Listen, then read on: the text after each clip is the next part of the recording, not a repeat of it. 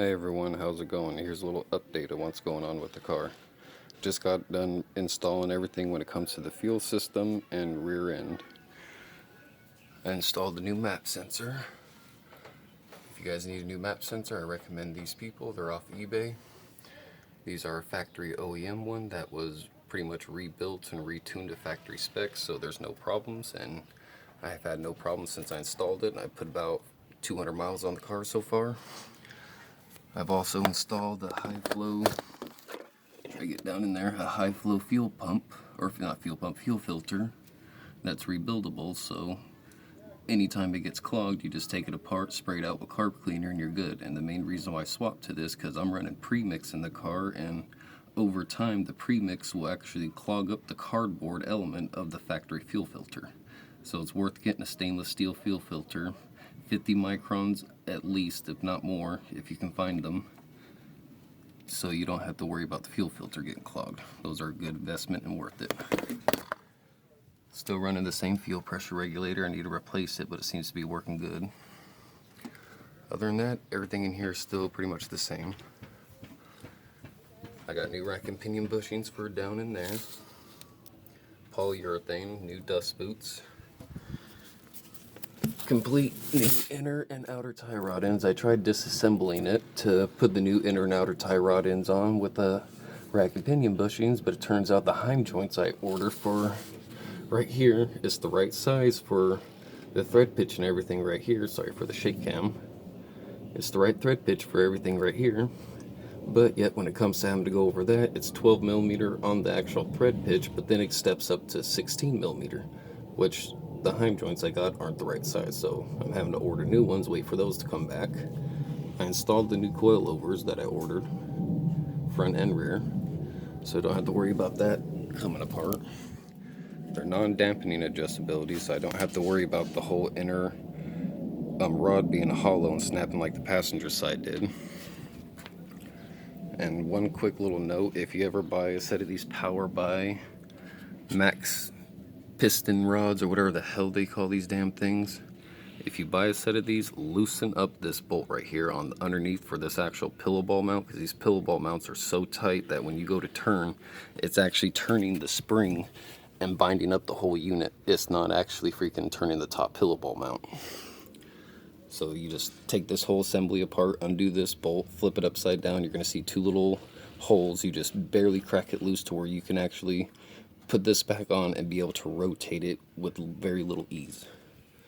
If it has, you want a little bit of force to it, but not to the point that you actually gotta like crank it. You want it just to go pretty much move on its own. Like if you grab this top hat and you have the coilover and everything attached, you want to be able to go like this, and the coilover weight alone will keep it straight.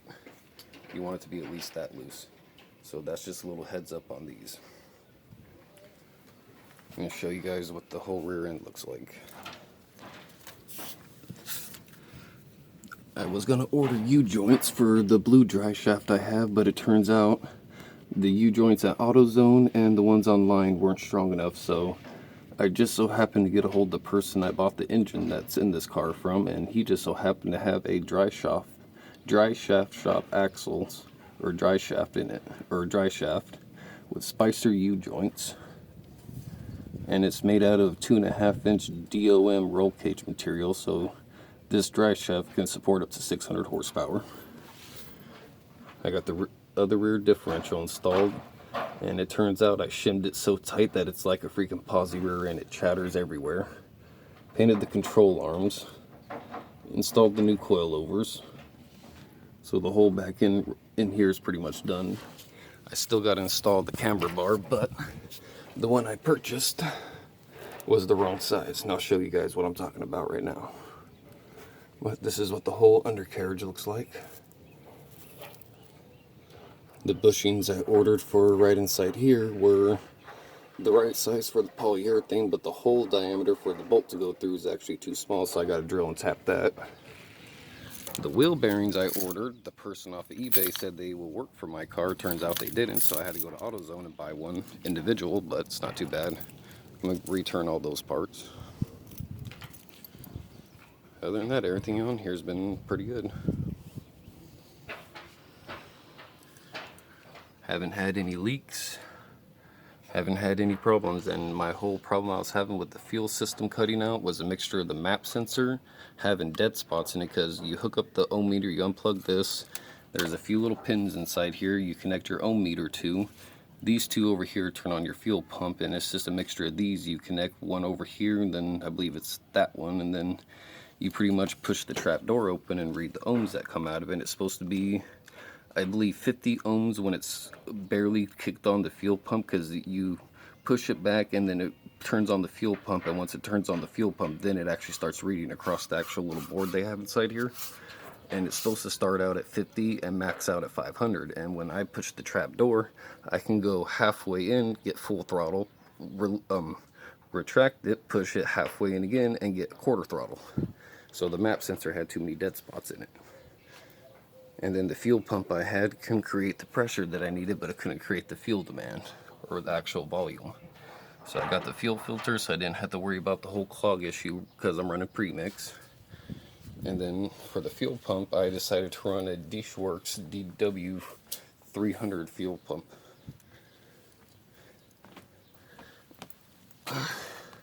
It's already installed in the car, so this is just the box with all the other crap I didn't use, but paperwork for it.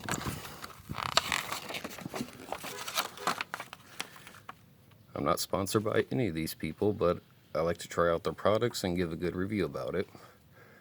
And so far, this fuel pump seems to be pretty awesome. It's had fuel demand at all points throughout the RPM span, never seen fuel pressure drop, and it's had proper demand and volume. So if you guys want a fuel pump, I suggest the Dishworks. The AEMs are iffy, and supposedly Walbros are hit and miss. These are the bearings I ordered that don't fit my car. See the part number on them. Supposedly these fit Audi TTs, Mazda Miatas, and I believe Proteges. I'm not too sure, but if you guys need a set of bearings, message me in the comments. And then this is the original tie rod that was in the car. I welded it to shorten it, but it turns out it's actually an inch too short. So this was the camber bar that I ordered, which I thought was going to be the right size. You can tell it's the right length. But as for the actual hind joints, that's 3/8 diameter right there, which is a little weak, but where the actual mounting point of this is, it's not that crucial. But the main problem is, it's a 3/8 hole versus that hole. So that's not going to work. That can be good for a shifting rod, for a transfer case, old school Muncie 3 speeds and 4 speeds, alternator bracket, power steering bracket. Like, there's actually a lot of uses for this. And then these are the bushings I ordered. This is all the right size, right everything. It's just the only problem is this hole's too small. So I'm gonna drill and tap this, and then these will be installed. These are actually for an FD, but same part number. It's just the only difference is on the RX-7 it will be FB and then the part number, and then on this one it's FD then the part number. This is their part number for this particular product. And then these are the outer tie, or the inner tie rod ends, dust boots and all. And if you run manual rack, you'll find out there's actually two different sizes. This is the small one, and this is the fat one. When you go to order them, it's like a 204, I believe is this one, and this one's the 205. I might have them mixed up, but those are the part numbers. So if you run manual rack, you need to get the two different sizes, because there are two different sizes. Power steering, on the other hand, just run this size right here on both sides. So if you run manual rack, you need to get that one. Just give you a heads up on it. And these are the inner tie rod ends. These are the polyurethane rack and pinion bushings for the manual rack. Not sponsored by these people, but I want to try out the product, and off of first glance, not even installing them, they seem to be pretty good. I'm already happy with them so far, and they're not even in the car yet. And then these are the little heim joints that I ordered. It's the right thread pitch and everything for this. If you ever want to see if the threads actually match on something, you just go like that, and if they slide into each other and there's no gap or anything, it's the same thread pitch. So these are the same. I got a left hand and a right hand thread pitch on it, but the only problem is this is 12 millimeters where it needs to be 16 millimeters. So I need to return these and get the proper ones I actually need. But other than that, everything that I've done to the car has actually worked exactly the way I wanted it to, minus not rebuilding the front end when it comes to the rack and pinion, but I'm just waiting on these to come in, new ones, and then that's all going to be done. Drill and tap that. If I can't get the return on those, I'm going to sell those on OfferUp. Same thing with that. Works pump, I'm happy with so far. I suggest if you guys ever need any good quality fuel pumps at a reasonable price, go with these, because you can find them as cheap as 90 bucks and as expensive as 130. So I say it's worth it. That's just a little update what's going on in the car. This is a truck currently working on. It's having the heads and valves redone on it. A little update on the interior. Hasn't changed much. Still all looks the same. I still need to get more fabric dyed to dye the rest of the bottom of the back seat, but the top's actually dyed. I need to re-dye the headliner. Same thing with that little trim. Get the red seat belts front and back. Got the 10th anniversary cloth interior. Only 1,500 cars actually got this interior, so it's like an ultra rare interior. It wasn't only 10th anniversaries, those few S5s had it if it was special order from the factory like that. And this is a rare thing. An RX-7, my sunglasses, with a working clock. That's actually pretty rare. But everything on this is pretty good. Eventually finish up the interior, then finish up the passenger side door, get the fenders done, get a carbon fiber sunroof because this damn thing sucks. I'm just going to get a carbon fiber sheet and resin, just lay it over this and then pop it out so it makes this gap tighter. And that'll be it for the sunroof.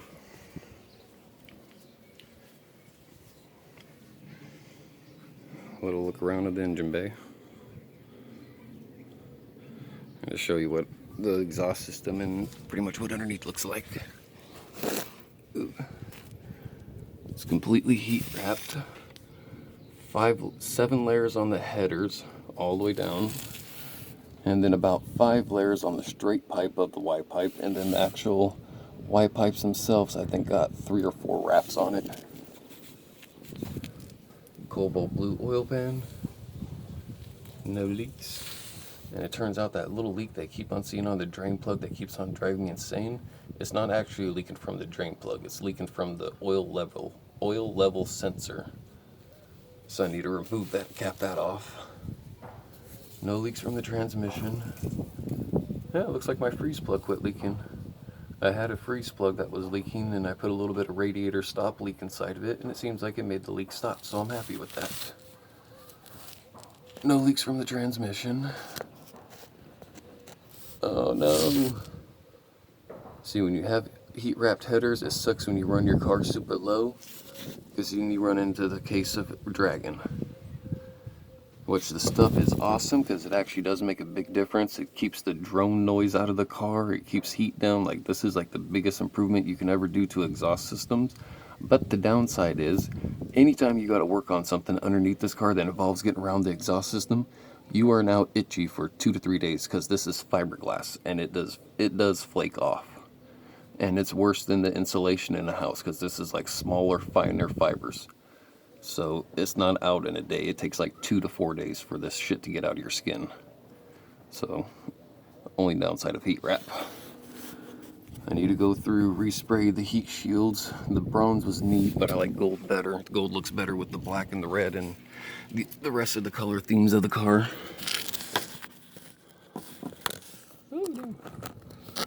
Try to hold the cell phone the right way. Let's see, that's the way up. That's the way it looked when the dry shaft exploded. It kind of beat up this shield, but it's not too bad. And that's the dry shaft. Nice Spicer U-joints, which are like heavy-duty drag racing U-joints. Everything on this is actually coming out pretty damn well.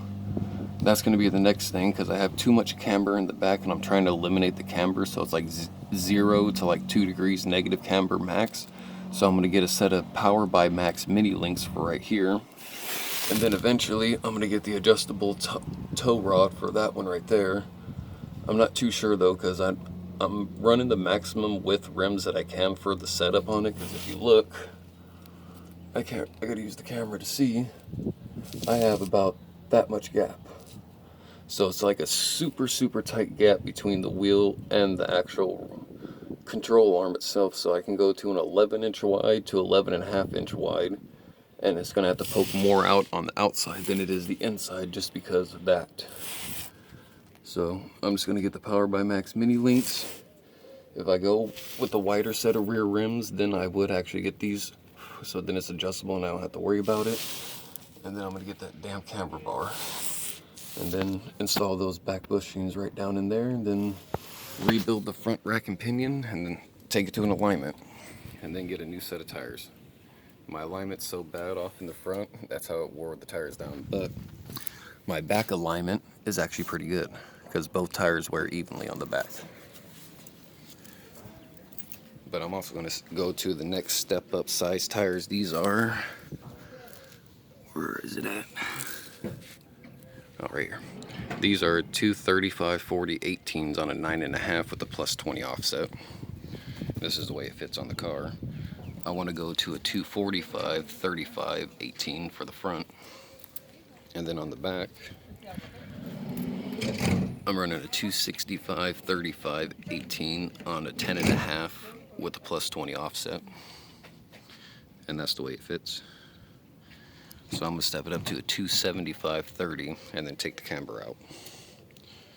And that will make it sit the way I want for the back setup. You can kind of see the way it looks. I pulled out the front fenders, pulled and rolled, and it came out to about a 1/2 inch to 3/4 of an inch. And it's all metal. And then on the rear, I pulled and rolled, and it came out to probably about an inch, 1.5 inch, giving it a wide body effect. Started down here at this seam and worked all the way around to the other seam. And if you actually seen this car when I first got it, when it was all painted white, this whole passenger side was hail damage all across the roof. This whole door, the passenger side fender, all of this looked like it got shot up with a paintball gun due to hail damage. The driver's side wasn't too bad. It had a dent right here, and had another dent right here. But it came out pretty good. And I did all this body work myself. The roof was pretty much destroyed. You can kind of see it on the sunroof because I didn't actually do it. It was pretty much big old dents like that, all the way across the whole car, 100%. I haven't touched the sunroof, but I touched everywhere else around it. The door pillars, seems like previous owners must have been scaring the living shit out of people when they're giving them rides, because right here on the passenger and driver's side, it actually had finger imprints all the way across like that. Mainly on the passenger side. On the driver's side, it was just right here for the person pretty much adjusting themselves to scare the shit out of the passenger. But it was mainly all across the passenger side, starting about right here, working itself all the way across to about right here. You can kind of see a little bit of Bondo lines, because I still got to go through and do final sanding, and then do dolphin glaze, and then get all the fine actual dents out of it so it's smooth as glass, because I'm still debating on painting it white, which will match the engine bay, or paint it black, because I always wanted a black car. So I'm kind of stuck in that toss-up. The car was factory original white, so that's the only reason why I want to bring it back to white. But I've gone through and painted up a bunch of stuff, try to make it look as clean as possible. Went through, resprayed the whole wheel wells after I removed the arches. I still gotta go through, that spot always comes off every fucking time. I don't know why. I went through, resprayed all the wheel arches, front to back, re-undercoated everything with Rhino liner, bed liner. That's what all that is. Everything's been undercoated from front to back. Wheel wells, bumpers, everything, so the whole under chassis is protected. And then I gutted the whole interior out of the car and pretty much did the same thing to the whole interior. And then I added heat sound deadening map that's 10mm thick. Lift up the back seats. You can kind of see it. It's that crap, and I went crazy with it. It's all across the B pillars, all across the sunroof, 100%. Even got some inside there going all the way down. That I messed that up, so I got to take that out. It's all across the firewall, all across the tranny tunnel, from front to back, everywhere. I even removed the door panels and put a sheet all the way across the door, and then put the speaker on the outside so it acts like an actual speaker box behind it. And the whole floor from that side to that side, from front all the way to back, is all done, including even in the trunk area.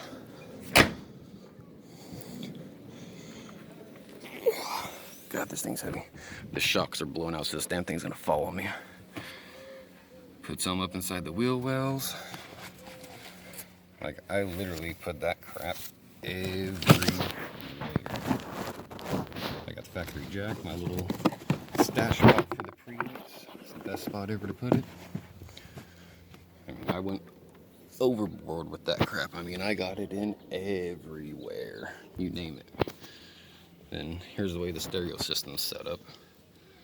I got a Alpine V12 600 watt 4-channel amp running the interior speakers, and it's tweeters in the dashboard, kickers, 6.5 kickers in the doors, 3.5 kickers right here, and that's all running off this. And then I got a cheap Soundstorm or Soundstream, can't remember what the hell it is, amp that's just running the subwoofer. The main reason why I got it because it has a boost or a bass knob.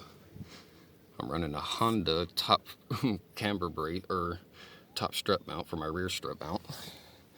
I just mainly used it because the shape of it, it works perfect with my speaker box.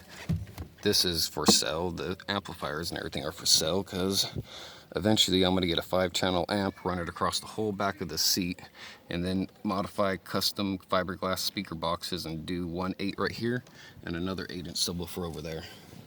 And make it look like the factory came that way. Make it look like it came that way from the factory.